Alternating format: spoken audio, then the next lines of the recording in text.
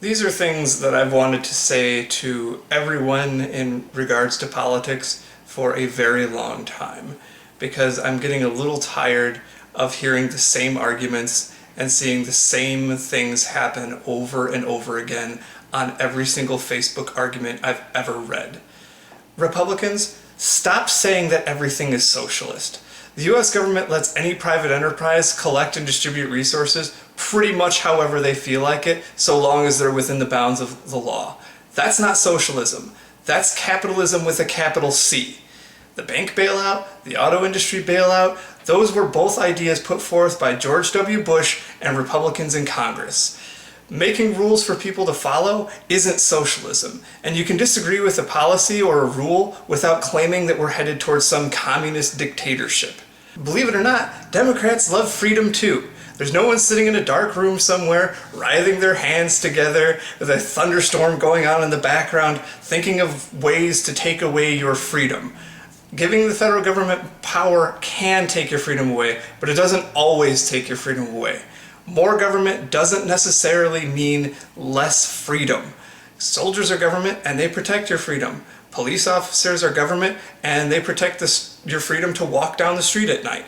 Trust-busting monopolies defends your right to freedom in the marketplace. Labor laws protect your freedom on the job site. The threat to freedom does not just come from government and terrorists. It comes from religious zealots who want their personal philosophies exercised nationwide, regardless of what your beliefs are. Threats to freedom come from the business world and big banks, corporations who abuse their workers.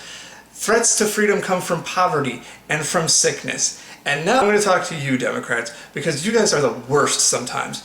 Democrats, quit claiming that Republicans hate the poor. If you think that a policy negatively affects the poor, then by all means, say that. But I'm pretty sure that Republican voters donate to charity, donate blood, and volunteer at soup kitchens just like you do.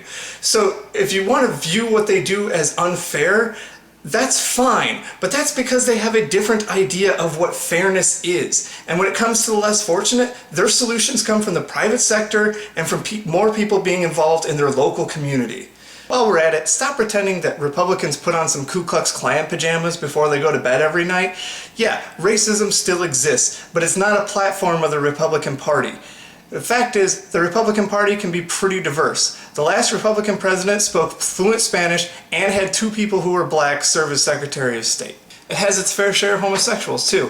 3 months before President Obama repealed Don't Ask, Don't Tell, the Log Cabin Republicans, which is a gay contingent in the Republican Party, had won a major victory in the U.S. Court of Appeals over the policy. The Republican Party has members from every religious background, including the current Republican nominee for president, who's a Mormon. People from the poorest areas in rural Mississippi to the CEOs of major corporations in New York City are Republicans. Democrats do not get to claim ownership over American diversity any more than Republicans get to claim ownership over American freedom. Oh, but their commentators are full of such vitriol. The Glenn Becks and the Rush Limbaughs and the Fox News. Is Fox News a bad source of information? Do they feed into themselves and create an echo chamber with no real discussion of the issues? Do they ask questions poised like this so that they can say things without really saying them? Yes, Fox News is rarely news, but Keith Olbermann and Ed Schultz aren't news either. MSNBC and CNN can be just as bad. The truth is that the news itself isn't even the news these days. Reporters have become more obsessed with telling us about the latest political gaffe and what Sarah Palin has said and what Joe Biden has said than about reporting about what's happening in Congress and the bills that they're passing. We have polls with misleading questions that ask Americans what they think about an issue before the news anchor has done their job and explained what the issue actually is. We have tweets and Facebook comments dominating the nightly news. 24-hour cable channels have become a circle jerk of stroking egos where people go to reinforce their preconceived notions.